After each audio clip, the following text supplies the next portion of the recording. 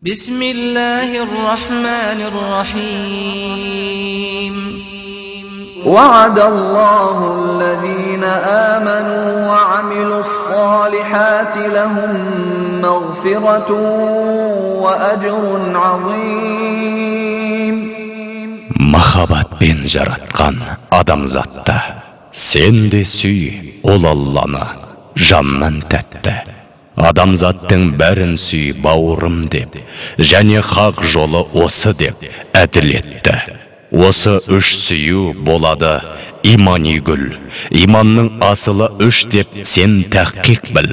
Ойландағын үшеуін таратып бақ, басты байла жолына малың түгіл. Ассаламу алейкум, Аллах тағаланың елшісі Мұхаммед пайғамбардың, оған Аллахтың игілігімен сәлемі болсын, үмметтері, қадірменді көрермендер. Біз бүгінгі хабарымызда балаға есім қою мәселесін әңгімемізге арқау етіп алдық. Балаға жақсы ат қою әкенің ақысы. Оған жақсы ат қойылмаса, әрине ең алдымен ата-ана жауапты болмақ. Ислам діні сәбиге Аллах тағаланың пендесі екенін білдіретін есімдерді қоюды әмір етеді, ал кейбір есімдерді қоюға тыйым салынған.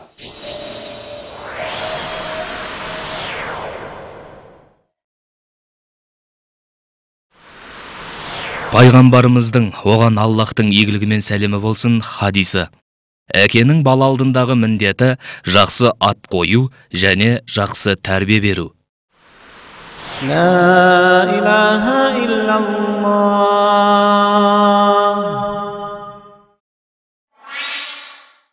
Ислам қазіргідей жетайшылық жерден жылдам хабар жеткізетін ақпарат құралдары болмаған кезде де дамыды.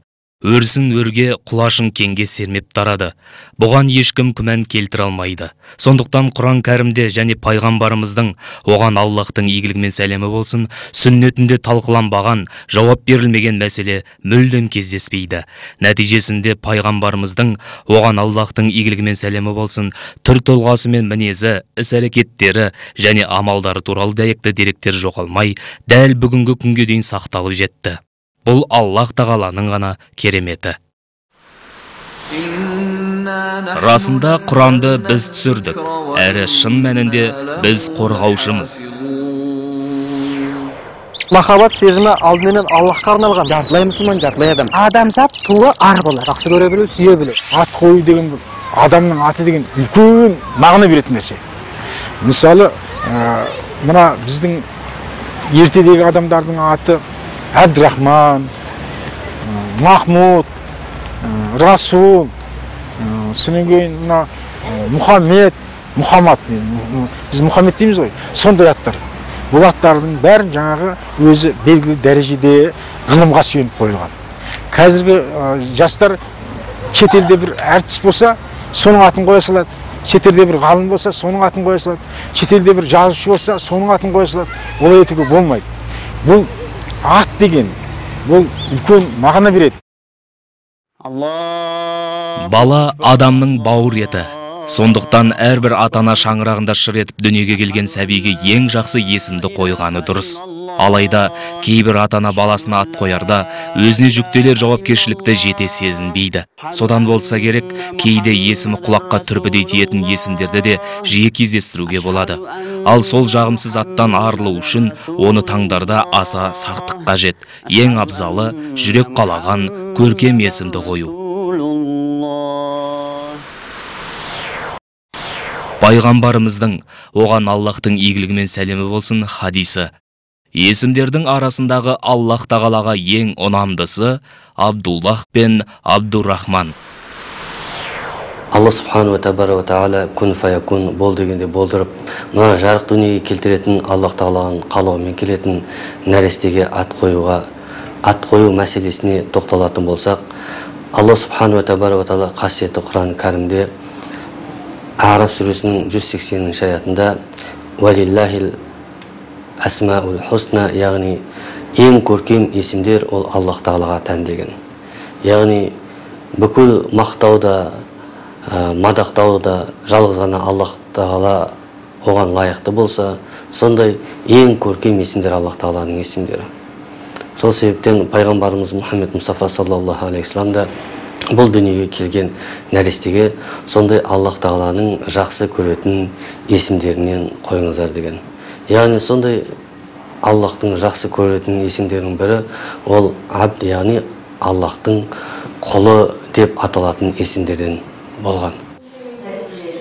Сәби есімі сәтсіз болмасын. Қазірдің өзінде сүйкімсіз есімдердің қойылуы ислами көзқарастың жоқтығы мен діни сауаттың саяздығына келіп саяды. Кейбір адамдар өздерінің есімдерінен өздері ұялса, айналасындағылар олардың атын естіген сәтте қысылады. Мұндай атпен аталу шарапатты шариғатқа, қарапайым қисынға да сай емес. Мәселен, Маликул Әмләк, патшалардың патшасы. Бұл тек Аллахқа ғана тән сипаттағы ат. Адамға мұндай есім қоюға тыйым салынған. Султану Салатин, сұлтандардың сұлтаны, Шахан-шах, патшалардың патшасы. Бұл есімдерді мейірімді Аллахтан басқаға қолдануға болмайды. Пайғамбарымыздың, оған Аллахтың игілігі мен сәлемі болсын, хадисі: қиямет күні Аллахтың алдында ең қор болатын есім Маликул Әмләк, патшалардың патшасы. لا إله إلا الله. Парсы тілінен аударғанда Шах-Жахан бүкіл әлемнің патшасы. Жахангер әлемді ұстап тұрушы деген мағынаны береді. Баланы осы секілді есімдермен атау да шариғатқа сай емес. Ол үшін ат қоятын кезде тек адамдарға немесе сондай есімді үлкен кісілерді үлгі ретінде алып қоя салмай, сол сөздің мән мағынасын жете түсінуі шарт. Бірде пайғамбарымыз, оған Аллахтың игілігі мен сәлемі болсын, бір інгенді көріп, мынаны кім сауады дейді.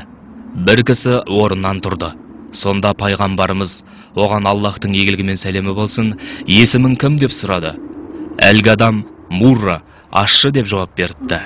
Пайғамбарымыз, оған Аллахтың игілігі мен сәлемі болсын, оның есімін естігеннен кейін оған орнына отыруды бұйырып, айналасындағылардан кім інгенді сауалатының тағы сұрайды. Басқа біреу орнынан тұрады. Пайғамбарымыз, оған Аллахтың игілігі мен сәлемі болсын, есімін кім деп сұрады. Ол кісі харп, соғысып өтсін деп жауап береді. Оның да есімін естіген пайғамбарымыз, оған Аллахтың игілігі мен сәлемі болсын, оны түйені сауға жібермейді. Аллах елшісі, оған Аллахтың игілігі мен сәлемі болсын, түйені кім сауатынын тағы сұрайды. Бір кісі орнынан тұрады. Оның да есімі кім екенін сұрайды. Ол кісі яйыш, өмір сүрсін деп жауап береді. Сол кезде ғана пайғамбарымыз, оған Аллахтың игілігі мен сәлемі болсын, оның есімін естіп, інгенді сауға жібереді. Міне, ардақты елші, оған Аллахтың игілігі мен сәлемі болсын, жақсы есімдерді ұнататын, жағымсыз аттарды қоштамай, дереу өзгертетін, әрі ат қойғанда оны жақсы ниетпен қоятын. Махаббат сезімі алдымен Аллахқа арналған. Жартылай мұсылман, жартылай адам. Адамзат туы ар болар. Жақсы көре білу, сүйе білу. Бала атына қарап өседі. Менше ат қоюды үлкен мән бар. Осыны ойлану керек. Ел болып ойлану керек, жұрт болып ойлану керек. Бұл бір адамның қолынан келмейтін нәрсе. Қазақтың салты бойынша жас нәресте туған кезде ата-анасы ең сыйлы, құрмет тұтатын адамына өз сәбиінің есімін қойғызады. Кейде олар келісе отырып, бала есімін өздері таңдайды. Егерде әке-шешесі, ата-әжесі тірі болса, өз немере шөберелерінің есімдерін сол кісілер қояды. Бірде қазақ халқының ардақтылдарының бірі, көрнекті ғалым Қаныштың әкесі туғанда, атасы Сәтбай атақты ақын Мұхаммед Ханафия Бахрамұлын әдейі шақырып, баласының атын қойғызған. Сонда ол сәбиге Иманжан деп ат қойып, бұл баланы еркелетсеңдер Имаңтай деп атарсыңдар деп, оған былай бата береді. Әнет бидей еліңнің ағасы бол, халқыңның қазыбектей данасы бол. Жер суды жау қалмақтан қорғап қалған, бөген байдай жұртыңның панасы бол. Ер сырымдай халқыңның көсемі бол, 90 бидей 300-дің шешені бол. Керейде белгі байдай білекті бол, беріште Исатайдай жүректі бол. Ат қою жеңіл желпі іс емес. Сондықтан балаға лайықты әдемі есімдер қойған жөн. Ежелден ақ тұтас бір елдің ат қою дәстүрін, ұлттық дүние танымын, халықтық болмысын көрсетер адам есімдері тарихтың құнды мәліметтері санатында. Талбесіктен жер қойнына енгенше сенімен бірге өмір сүретін есім, ғылым тілімен айтқанда айрықша тілдік таңба. Мәселен, халқымыздың дана тұлғалары ат қоюға үлкен мән берген. Құнанбай қажы өз ұлдарына шамандық емес, китаби есімдер қойған. Мәселен, Абайдың шын есімі Ибрахим. Құдай берді, Тәңір берген, Халиолла, Ысқақ, Оспан, Смағұл. Абайдың ұлдары Әбдірахман, Мағауия, Микаил. Бірақ оларды ешкім арабша ат қойдыңдар деп айыптаған жоқ. Бірде Абу Муса радиаллаху анху пайғамбарымыз Мұхаммед Мұстафа саллаллаху алейхи вассаламға дүниеге келген нәрестесін алып келген уақытында пайғамбарымыз алейхиссалату вассалам оған Ибрагим деп ат қойып, құрма жемісін шайнап, езіп, оның таңдайына такник, яғни жасаған болатын деп рауайт етеді.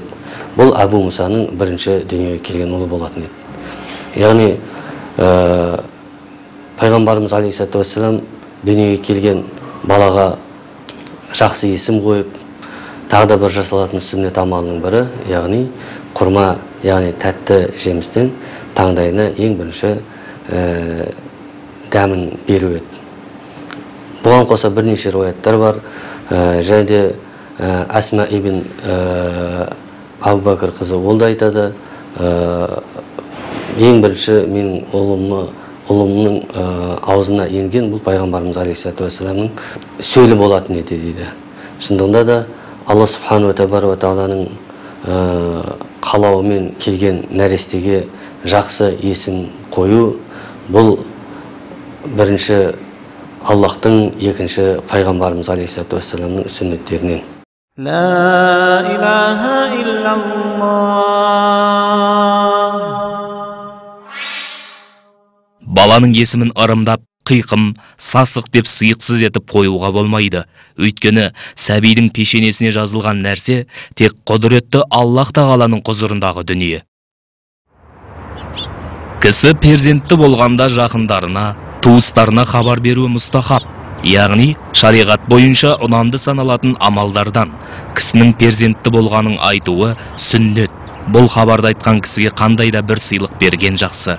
Пайғамбарымыздың, оған Аллахтың игілігімен сәлемі болсын, хадисінде әрбір бала ақиқасымен кепілдікте тұрады. Оны 7-ші күні сойып, сәбидің есімі қойылады және шашы алынады. Бұл дүниеге келген нәрестеге пайғамбарымыз алейхиссалату вассалам бұл ақиқа құрбандығы бар. Бұл ақиқа құрбандығы пайғамбарымыз алейхиссалату вассалам дүниеге келген нәрестеге ақиқа құрбандығын шалуды айтып кеткен. Яғни бұл да ер азаматқа 2, қыз балаға 1, енді мүмкіншілік болатын болса солай жасаған дұрыс, болмаса жаңағы біреуден шалса да болады деген ғұламалардың келтірген, бір ауыздан келтірген пікірлері де бар. Бұл ақиқа құрбандығы баланың 7 күнге келгеннен кейін шашын алып, шашының салмағындай садақасын жасап, оның атын қойып, жаңағы құрбандықты шалып, бұл да пайғамбарымыз алейхиссалату вассаламның сүннеттерінің бірі еді. Аллахтың бергені сый, бермегені әділдік. Сондықтан біз Аллах тағала берген ұл немесе қызға разы болуымыз қажет. Соған сай игілікті іс істеу абзал. Яғни, жоғарыда атап өткеніміздей, оларға көркем есім қойып, тәлімді тәрбие беру жақсы амалдардың қатарына жатады. Махаббат сезімі алдымен Аллахқа арналған. Жартылай мұсылман, жартылай адам. Адамзат туы ар болар. Жақсы көре білу, сүйе білу. Бір жағына қараса, ат қою оңай жағдай. Бірақ та ата-анасы келгенде қиналып қалады. Адамға бір рет қана ат беріледі. Сол себептен әр аттың өзінің мәні, өзінің мағынасы болу керек. Кейбір ата-аналар 2 есім бергісі келеді. Мысалы, Сұлтан Бейбарс, Әл-Фараби, Інжу Маржан. Бірақ та заң бойынша 2 есім берілмейді. Сол себептен біз ата-анасына түсіндіреміз. Дефис бойынша жазылмайды, бірге жазылу керек. Абдул-Азиз, Аль-Фатих деп кейбір ата-аналар Құраннан алғысы келіп баласына есім береді. Не бір мағынасы болады. Пайғамбарымыздың, оған Аллахтың игілігімен сәлемі болсын, хадисі. Өздеріңді пайғамбарлардың есімдерімен атаңдар. Есімдердің Аллахқа ең сүйкімділері Абдуллах және Абдурахман. Сондықтан айтылған кезде Аллахты еске түсіретін есімдерді неге қоймасқа? Абдурахман, Абдуллах, Абдуссамат деген секілді, немесе Аллахтың жіберген елшілерінің есімдері де тамаша. Дінсіз қауымға тән есімдерден гөрі ұлдарымызды пайғамбарлардың аттарымен Мұса, Иса, Салих, Мұхаммед деп, қыздарымызды Фатима, Әмина, Халима десек, еш ұтылмайтынымыз анық. Керісінше, мәртебеміз жоғары әрі мерейлі болмақ. Сонымен білгенге маржан дегендей, назарларыңызға есімдердің кестесі үлгі ретінде ұсынылып отыр.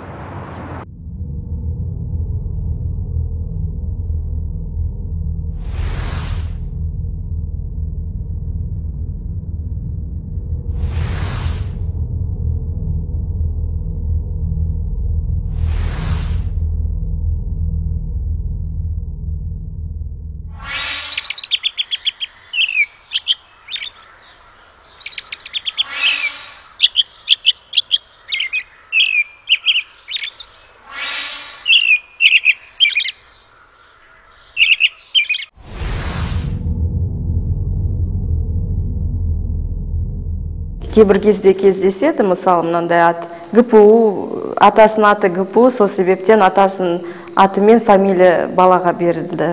Тракторбай, сондай Октябрь деген аттар болады. Әлде қояды, я. Біз айтамыз, бірақ та олар ата-аналары өз пікірмен, өз оймен қояды. Сонымен ат қоюдағы бүгінгі ұстын басқа болу керек. Бұрын Бөстекбай, Шылғаубай деп әртүрлі есімдерді қоя беретін шаманизм қалдықтарынан, яғни ырымдап қоюдан бас тарту имандылыққа бет бұрған қоғамның талабы. Заман ілгері жылжыған сайын мәдени деңгейде біршама өзгереді. 70 жыл кеңес үкіметіне кісенделген тұста сол қоғамдағы құбылысқа қарап та ат қойдық. Советхан, Мелс, колхозбайлар көбейді. Аллах тағала шүкір, сол бодандық бұғауының жібі үзіліп, тәуелсіз ел, тұғырлы мемлекет атандық.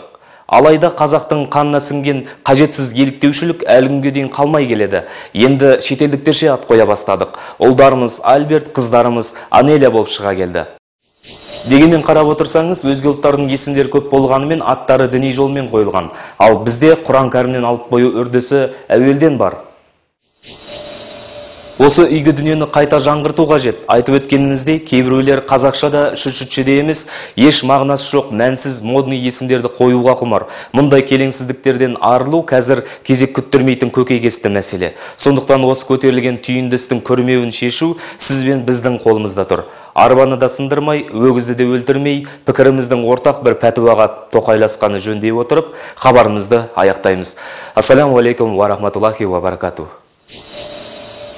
ربنا آتنا في الدنيا حسنة وفي الآخرة حسنة وقنا عذاب النار اللهم إنا نعوذ برضاك من سخطك وبمعافاتك من عقوبتك وبك منك لا نحصي ثناء عليك أنت كما أثنيت على نفسك وصل اللهم على نبينا محمد وعلى آله وصحبه